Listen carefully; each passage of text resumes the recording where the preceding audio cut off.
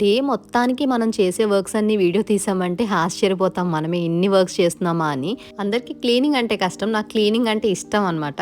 ఎప్పుడు ఏదో ఒకటి ఆర్గనైజ్ చేస్తూ ఒకటి ఇంకొక రకంగా మారిస్తే మనకు కొత్త ఫీల్ వస్తుంది కదా, అది ఎంజాయ్ చేస్తూ పాజిటివ్ గా ఫీల్ అవుతూ ఉంటాను. మార్నింగ్ లేచి చక్కగా ఫ్రెష్ అయిపోయి పూజ కంప్లీట్ చేసేసుకున్నాను, బ్రేక్ఫాస్ట్ చేసేసాను, ఇంకా కొన్ని మొక్కల్ని క్లీన్ చేసేసుకున్నాను. ఆ తర్వాత నా డైలీ రొటీన్ మేకప్ చూపిస్తున్నాను. మేకప్ అంటే ఏమీ లేదు, హిమాలయ మాయిశ్చరైజింగ్ అలోవెరా జెల్ ని ట్వైస్ అప్లై చేస్తూ ఉంటాను. డార్క్ స్పాట్స్ బాగా రెడ్యూస్ అవుతుంది. చాలా మంది ఫేస్ కి అప్లై చేసి నెక్ పార్ట్ వదిలేస్తూ ఉంటారు, బట్ నెక్ చాలా బ్లాక్ గా అయిపోతుంది మనకి.